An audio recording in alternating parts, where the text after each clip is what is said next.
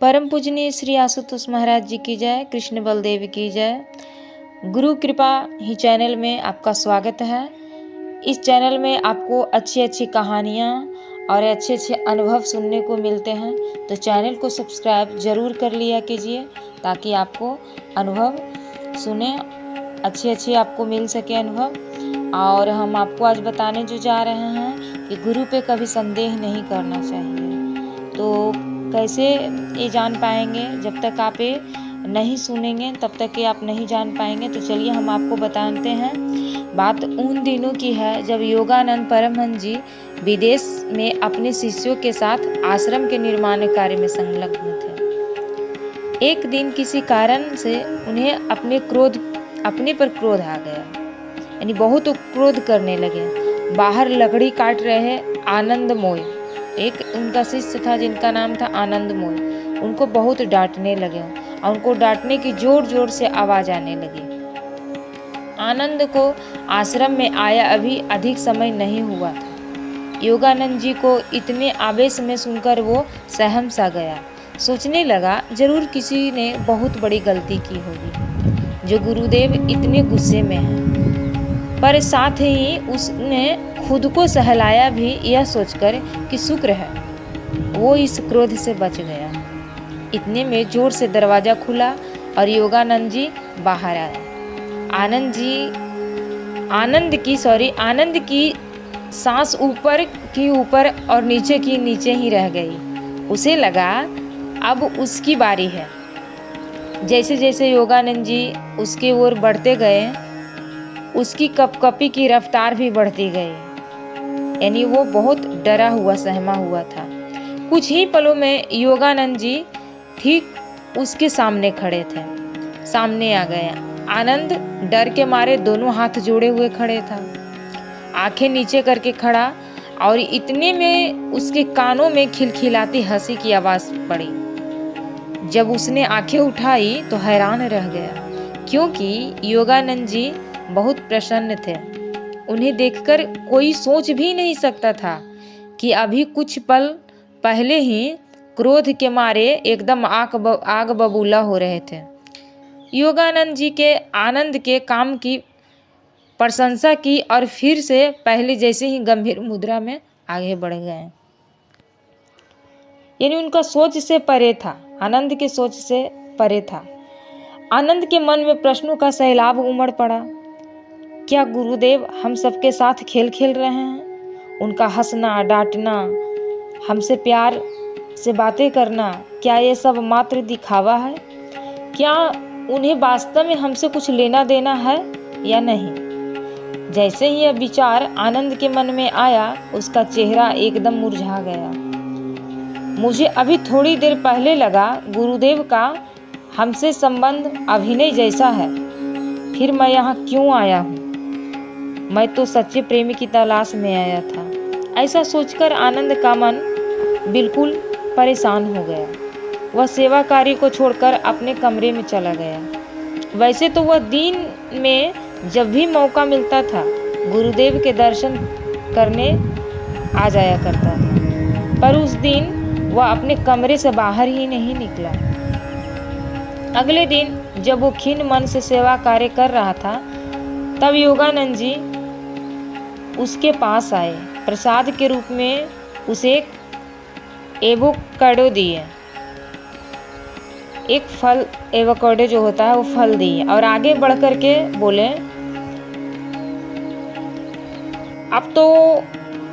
अब आनंद के मन में एक और विचार आने लगा कि क्या मुझे गुरुदेव दे रहे हैं? अब तो रही सही कसर भी पूरी हो गई।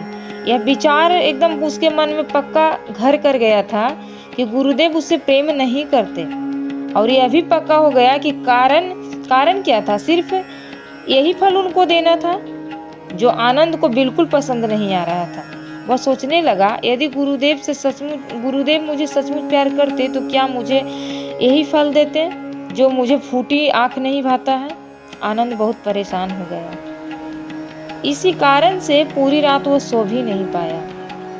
अगले दिन आनंद के मन में उदासी ने उसके गुस्से का रूप ले लिया। वह जानबूझकर जोर जोर से लकड़ियाँ पटकने लगा। इतने में योगानंद जी बाहर आए। मुस्कुराते हुए फिर से आधा एवोकाडो दे दिए, उसके हाथ में रख दिए। आनंद ने बड़ी बड़ी आंखों से जब उनकी ओर देखा तो जोर जोर से हंस पड़े। अगले ही पल उन्होंने अपना दूसरा हाथ आगे बढ़ाया। उसमें एक टिश्यू पेपर था। टिश्यू में कुछ बादाम थे जो आनंद को बेहद पसंद थे। उन्होंने बड़े प्रेम से आनंद के दूसरे हाथ में वो बादाम रख दिए।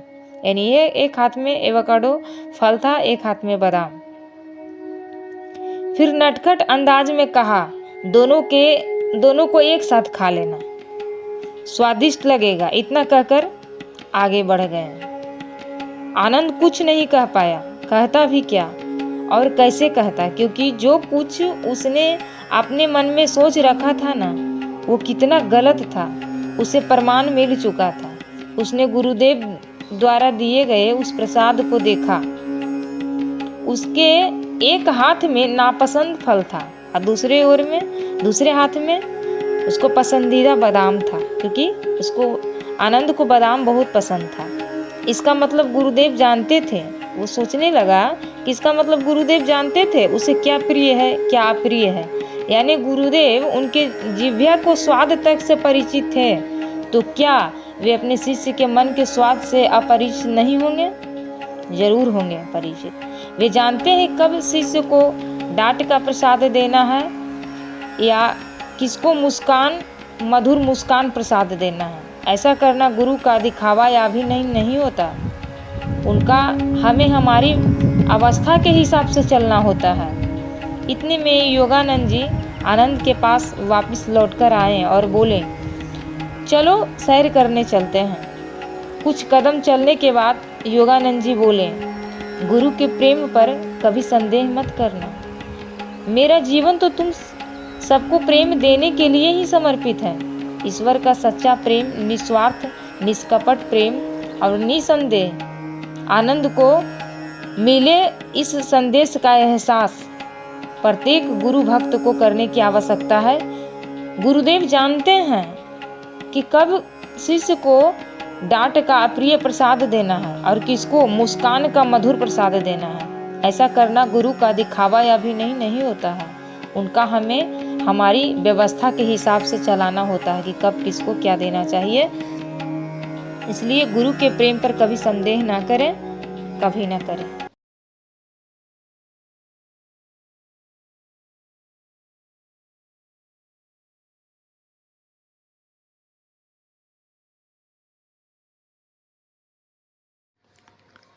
हमारे गुरुदेव श्री आशुतोष महाराज जी भी तो हम लोगों से बहुत प्यार करते हैं, बहुत प्रेम करते हैं। ये बताने की आवश्यकता किसी को नहीं है। जिन लोगों अपने गुरुदेव से जुड़े हैं, अपने महाराज जी से जुड़े हुए हैं, उन लोगों को सबको पता है कि ये कितनी दयालु हैं और अपने बच्चों पर कितना कृपा करते हैं। कहीं भटक न जाए और कहीं किसी मोड़ पर रुक न जाए, किसी गलत संगति में न चले जाए, कितना ख्याल रखते हैं। ये लोगों को बताने की नहीं ज़रूरत है, ये तो एहसास करने की ज़रूरत है। तो चाहे उनसे कोई ब्रह्म ज्ञान की दीक्षा लिया हो या ना लिया हो, वो सभी से उतना ही प्रेम करते हैं। तो आगे